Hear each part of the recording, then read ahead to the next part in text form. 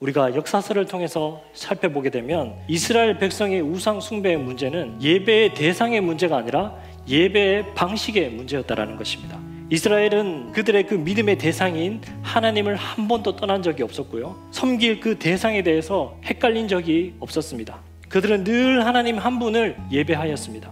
그러나 그들은 끊임없이 불순종함으로 자기의 길을 걸어갔으며 우상 숭배에 빠지게 되었다라고 성경은 고발하고 있습니다. 그렇다면 우상 숭배라는 것은 어떤 대상에게 절하고 엎드리는 그런 단순하고 유치한 문제가 아니다라는 것입니다. 우리 마음 속에서 일어나는 문제이고 우리 중심에 있는 문제라는 것입니다. 성경은 단호하게 이스라엘 백성들과 하나님과 멀어진 이유에 대해서 그들이 어떤 부족해서나 기준에 부합하지 못해서거나 열심히 부족해서가 아니라 그들이 나를 버리고 우상을 섬겼기 때문이다 라고 말합니다. 역사서에서는 이것을 행음했다 혹은 가증한 일을 행했다라고 표현을 합니다. 그러면 이스라엘 백성들이 어떻게 하나님을 섬겼으며 그것이 어떻게 우상 숭배로 드러나게 되었는지, 또 어떻게 우리가 하나님을 바르게 섬길 수가 있는지 우리가 한번 살펴보기를 원합니다. 첫 번째는 상징이 아닌 본질을 붙들어야 한다라는 것입니다. 사사시대 말엽에 블레셋은 이스라엘과 종종 대치하면서 전쟁을 했습니다.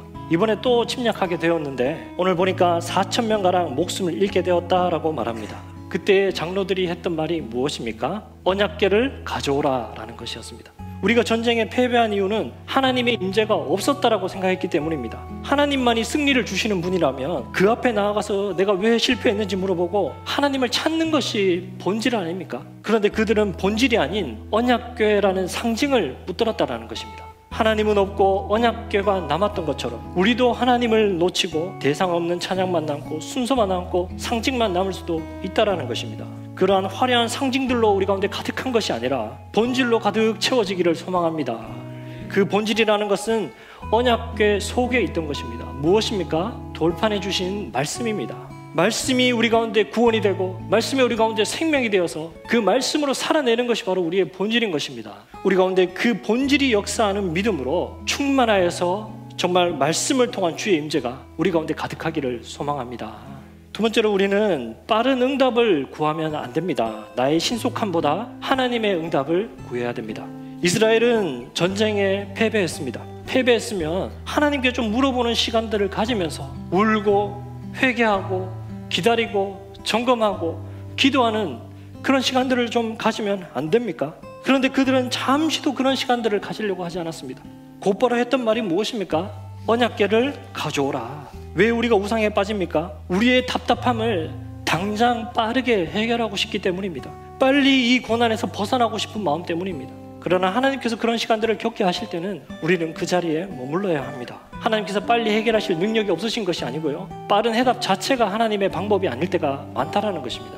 우리가 불쌍해지는 것이 나쁜 것이 아닙니다. 비천한 자리에 있는 것이 우리의 손해가 아닙니다. 진짜 손해는 하나님께서 우리를 불쌍히 여기지 않는 것입니다. 그러나 철저히 우리가 하나님 앞에서 울며 금식하며 회개하고 주님의 응답을 기다릴 때 주님의 임재가 있는 줄 믿습니다.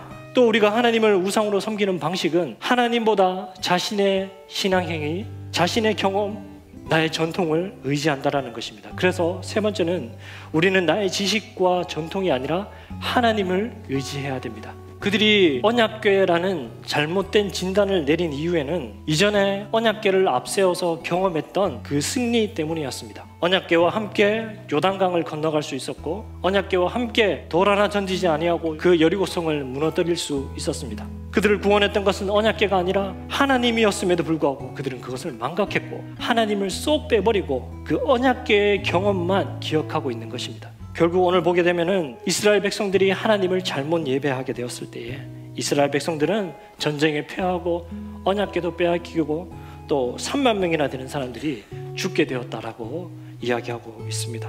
그렇다면 과연 우리는 무엇을 예배하고 있는 것일까요? 그릇되게 하나님을 예배하지 않았는지 돌아보기를 원합니다. 그래야 해서 우리 가운데 있는 모든 우상들을 제거하고 예배할 때 우리가 오직 영과 진리로 예배하여서 하나님의 그 본래의 영광을 가리지 아니하고 그 본질인 말씀, 그 말씀을 붙잡고 살아가는 참되게 예배하는 자들이 되어서 거리낌 없이 하나님과 교제하고 영광스러운 주의 백성으로 살아갈 수 있는 저와 여러분들이 되시기를 소망합니다.